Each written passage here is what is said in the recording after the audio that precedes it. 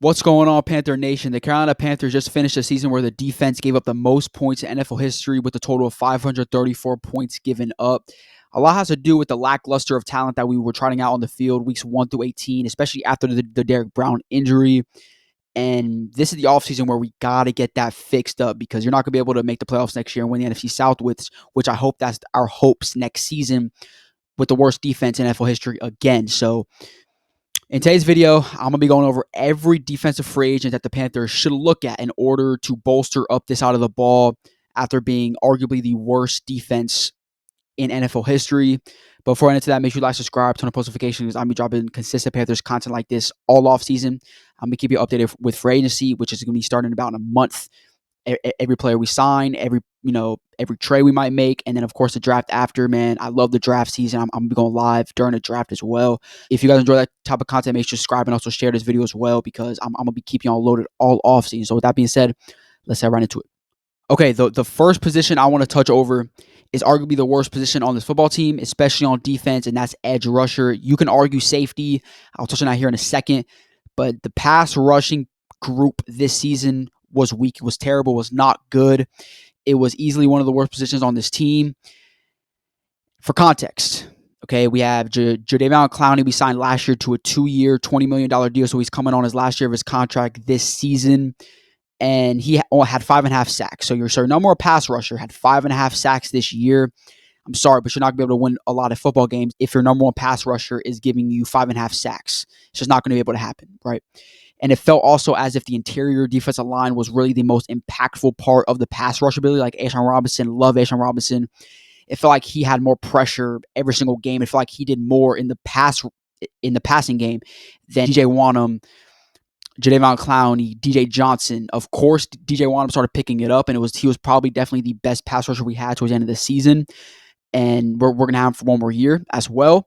So if you can just figure out a way to, add talent, you're going to have depth, right? You're going to have depth. Like if you add someone better, DJ Wanham is arguably going to be your third pass rusher you can rotate in. But if you're going in the next season with this pass rusher group that you have, it's not going to work, like essentially, because it's just not going to work. So the first player I want to touch over that we should be eyeing in free agency is Josh Sweat from Philadelphia. This is a big-time get type of player that you need to keep an eye on because at the end of the day, we don't have a lot of cap space. Right, we don't right now. But if you can restructure a guy like Taylor Moton's contract, who's making $31 million this year, if you can restructure that contract and get some more money, you can throw it back at a guy like this who's 27 years old. Right, he's only missed 4 games in the last 4 seasons. In addition, he's productive and could get even better at the age of 27. I could see him coming to the Panthers having a similar impact to what Hassan Reddick did. Right, he's not a Frankie Louvu type player who can kind of play hybrid, can kind of get play pass rusher, play linebacker, rush in the middle. He's more of a Hassan Reddick type of player who just solely plays on the edge. Hassan Reddick coming to Carolina in 2021, he was more of a double-digit sack every single year type player. Josh Sweat, he peaked at 11 sacks in 2022, and the last 2 seasons had 7 and 8 sacks. So in terms of like being the number one elite pass rusher, he's not that. Right, but if you can get him here, I think he has the ability to get to double-digit sacks if he wants to. We saw it in 2022. He hit 11 sacks in 2022 and had 7 and 8 sacks the last 2 years and 8 sacks this year.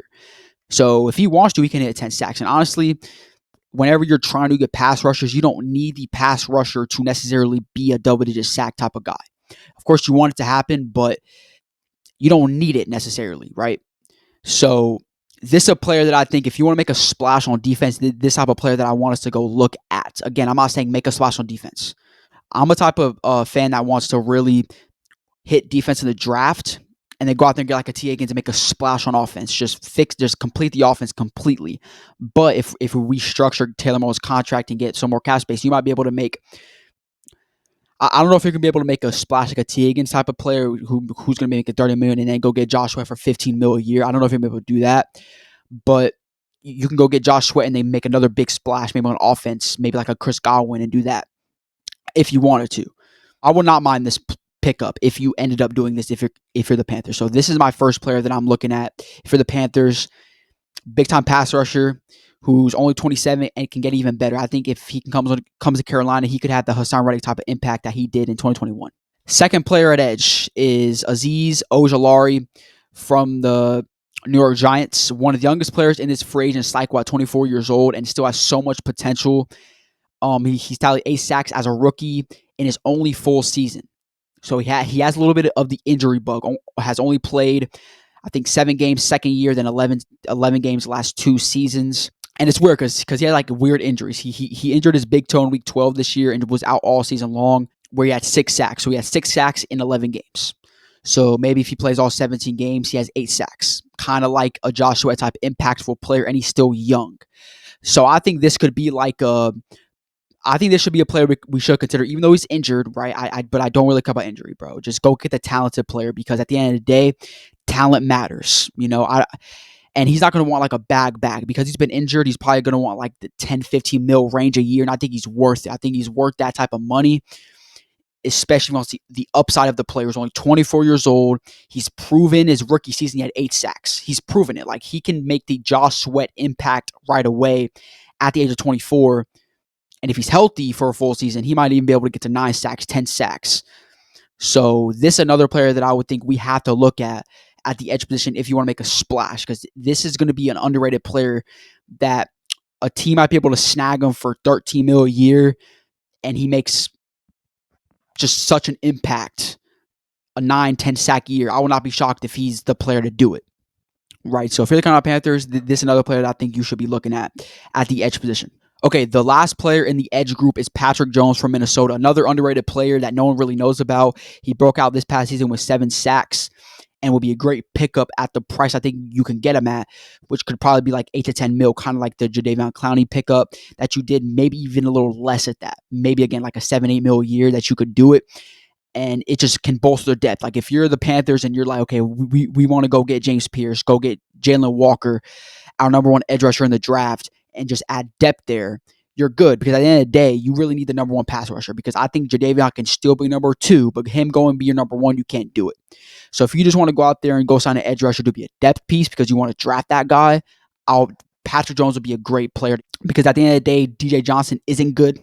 So I don't want him being in the rotation. So if you have DJ Wanham in rotation, I would love it, because he proved it at the end of last year that he gives you some pass rush ability. But him and Jadeveon as your 1-2, don't like it right now. So if you can get one of these guys, these will be my top 3 pass rushers. The first 2 is like a starter ability. Like, if you want to start, that's the guy you do it. If you're not thinking about getting a pass rusher day 1 or day 2, these would be the 2 guys to go after. But if you're thinking about, we want James Pierce, Jalen Walker, Patrick Jones will be the guy for me from Minnesota that you could go after for a cheap price as well, for depth at that position. The next position is interior defensive lineman. This position, in my opinion, is not a big need at all, because you have Derrick Brown, one of the best defensive tackles in football, and then you have A'Shawn Robinson, in my opinion, one is going to prove that he's going to be one of the best number 2 on any team this upcoming season. With that being said, there's really good depth pieces in this cycle. There's not really big number 1 type players, but there's really good depth in this cycle. And I think if you're the Panthers, you're moving on from side total. You just have young players there now. You need to go out there and get some depth pieces. And I think there's really good players here that you could get for maybe a cheap price as well. The first player is BJ Hill from the Bengals. As productive as A'Shawn Robinson already, with 56 tackles and 3 sacks this past season. If you're the Panthers and you can have 2 players rotating inside with the caliber of A'Shawn Robinson and BJ Hill, that would be elite. Like, you're probably going to have one of the best interior defensive lines in the NFL already. Like, if you can have Derrick Brown, A'Shawn Robinson, and then have BJ Hill rotating on like a 10 mil a year type deal, you're going to have one of the best interior defensive lines in the NFL. And again, at the end of the day, I don't care, bro. You have so many picks that this defensive class is loaded. If you have some cap space, go get depth. Like, even though you don't really need this position, just go do it. Like, if you have an extra 15 mil, go throw BJ Hill a bag for 10 mil, 12 mil a year, and have this be one of the best interior defensive lines in the NFL, because injury is a problem at this position. We know Derrick Brown. I know it was a season-ending injury. Whatever, it happens. But you already don't have depth there. Shy Tuttle was not really good at football. You have a bunch of young guys there, even though you don't have a lot of cap space. So it's not like, oh, boy, you don't need that position, so why would you do it? You never know exactly what's going to happen. This is a player, if you want to add depth, you want to add impactful talent, this is a player that I think you should add in the interior of that defensive line. The next is Osa Odiguzua. I don't know if I butchered that, but from the Cowboys. He played all 17 games, and he tallied a total of 4.5 sacks and 25 tackles. And he's honestly the ideal size you want if like kind of like a Chase Young. Like, you know how Chase Young can play on the outside, play on the inside a little bit, doesn't necessarily have to play on the complete edge of the line. He's a great size. So basically, you're pretty much, honestly, you can run him as a edge rusher inside. So you can have, if you wanted to, let's say you get Josh Sweat, you have Josh Sweat, Jadeveon Clowney, and then Osa Odiguzua, and then Derrick Brown in the middle, who's just honestly one of the best run-stopping defensive tackles in the NFL. Okay, I would prefer you having 2 run stoppers and then 2 ability pass rushers. But if this front offense wants to get a guy like this, I wouldn't mind it, because 4.5 sacks as a defensive tackle is outstanding. And it just depends on what we do, right? It just depends if we feel like, okay, what this front office focuses on, I think, is the biggest thing that matters when it comes to what we're going to do. Okay, because this front office, as I said, like, we don't know what they're thinking right now. Like, we could say all offseason until the draft, oh, this is what we're going to do, all the way up until free agency, and then they don't do it. They go a different way, right? You just never know. And a player like this, if they go the route of, we don't know if we want to take a pass rusher in the first round because we want Malachi Starks, we want Will Johnson, we want Ted McMillan. So we want to get that extra pass rush ability. This will be a player that I think we should go after on a cheap deal as well. He's not going to get a big deal. He's probably get like a $7 million a year type deal. Like, it's going to be good for a player like this with this much production who can give you sacks at that position. I think you could, make a good deal for him. So with that being said, let's head right into linebacker. Okay, middle linebacker or just linebacker in general is not a position that I think we're really going to go after. I think we're comfortable with Trevin Wallace, Josie Jewell, and Shaq Thompson still in the air. I don't think we're going to resign him, but I think he's still in the air. But if we're going to go after linebacker, Zach Bond from the Eagles is honestly one of my top free agent targets in general for the Panthers, offense and defense. He's pretty versatile, can play on the edge. He's kind of like a Frankie Louvu, just not really, of course, as versatile as a Frankie Louvu, because he only had 3.5 sacks. But he had 151 total tackles this past season at middle linebacker. So it just proves to you he can make tackles. Every time you watch the Eagles on defense, with that loaded defense, he's always making plays. Like, just imagine he goes to the Panthers, whose defense is not that loaded, and he's playing every snap. 151 total tackles. He's literally a Shaq Thompson-esque right there. Right? Honestly, can honestly get to the quarterback a little bit better than Shaq Thompson can. But he just is that impactful run stopper who can make tackles, that impactful just open field tackle type of player that you can get.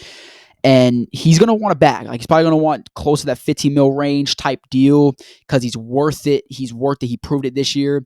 And that's probably something you would give to Shaq Thompson. So if this is a player you want to get, I would not be, like, again, my top 2 free agents are honestly from the Eagles, Josh Sweat and Zach Bond on defense. And then my third player is going to be at safety here. I'm going to talk about here in a second.